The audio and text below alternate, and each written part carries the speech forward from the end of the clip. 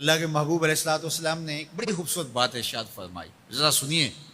اور اس کا لطف لیجئے، اور حضور کے دیے گئے اس وعدے پہ دل کے قرار کا سامان کیجئے۔ اللہ کے محبوب علیہ السلام نے ارشاد فرمایا کہ من یکفر لی اللہ یسأل الناس شیئا، جو شخص مجھے اس بات کی ضمانت دے کہ وہ اللہ کے علاوہ کبھی بھی کسی سے کوئی سوال نہیں کرے گا، جب بھی کوئی مشکل ہوئی، جب بھی تکلیف ہوئی تو وہ سوال مالک کی دہلیز پہ کرے گا، وہ مصلی بچھائے گا اور رب سے کہے گا میرا مسئلہ یہ ہے۔ جو شخص مجھے یہ ضمانت دے کہ وہ اللہ کی دہلیز پہ اپنے سوال رکھے گا، اللہ کے علاوہ کسی سے نہیں کہے گا، اللہ کے محبوب فرماتے ہیں اتکفل لہ بالجنہ، میں اس کو جنت کی ضمانت دیتا ہوں۔ اور یہ روایت حضرت ثوبان رضی اللہ تعالی عنہ سے مروی ہے۔ حضرت ثوبان نے جب حضور سے یہ فرمان سنا تو انہوں نے کہا حضور میں ضمانت دیتا ہوں، میں زندگی بھر اللہ کے علاوہ کسی سے سوال نہیں کروں گا۔ اور صحابہ نے پھر اس پہ عمل کر کے دکھایا۔ صحابی کا کوڑا گرتا ہے اور وہ بھی گھوڑے سے نیچے اتر کے خود اٹھاتا ہے۔ کہا جاتا ہے جناب آپ نے کہہ دیا ہوتا ہم اٹھا کے دے دیتے۔ کہا ہاں نہیں، ہم نے حضور سے عہد کیا تھا کہ اللہ کے علاوہ کسی سے سوال نہیں کریں گے۔ تو انہوں نے اتنا لحاظ رکھا اور اپنے وعدے کی پاسداری اس انداز سے بھی کی۔ تو یہ ہے وہ دولت جو کسی بندے کو اللہ صالح اعمال کے نتیجے میں عطا کرتا ہے۔ حضرت حسن بصری رضی اللہ تعالیٰ عنہ فرماتے ہیں کہ یہ کسی شخص کا ضعیف یقین ہے کہ جو اس کے پاس موجود ہے اس پر اس کو اعتماد ہے، اور اس کا جو حصہ اللہ کے پاس موجود ہے اس پر اس کو اعتماد نہیں ہے۔ دیکھیے ایک شخص کے پاس کچھ پیسے موجود ہوں،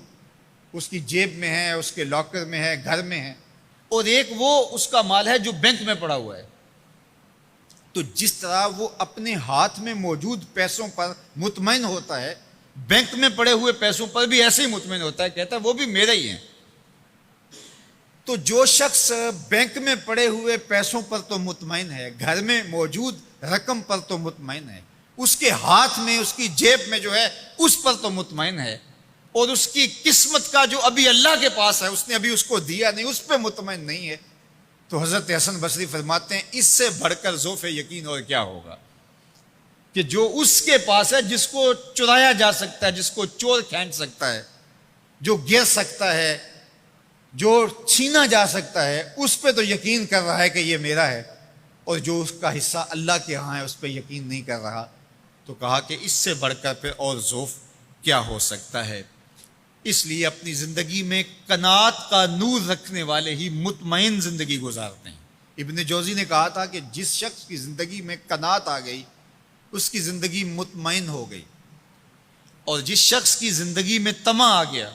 اس کی زندگی گھٹن کا شکار ہوگی، اذیت کا شکار ہوگی۔ حضرت سہل بن سعد الساعدی رضی اللہ تعالی عنہ سے یہ روایت مروی ہے کہ ایک شخص حضور کی خدمت میں آیا اور اس نے حضور سے ایک عجیب سوال کیا۔ اس نے کہا حضور مجھے کوئی ایسا عمل ارشاد فرما دیجئے کہ اگر میں وہ کروں تو مجھ سے اللہ بھی پیار کرے اور اللہ کی مخلوق بھی مجھ سے پیار کرے۔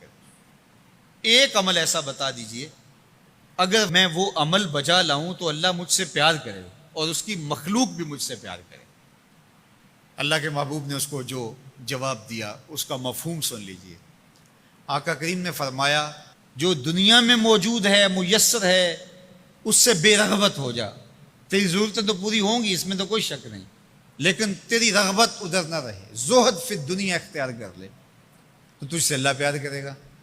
کہ یہ بندہ دنیا میں رہ کے بھی دنیا کا نہیں میرا ہے۔ اور جو لوگوں کے پاس ہے ان سے بے نیاز ہو جا تو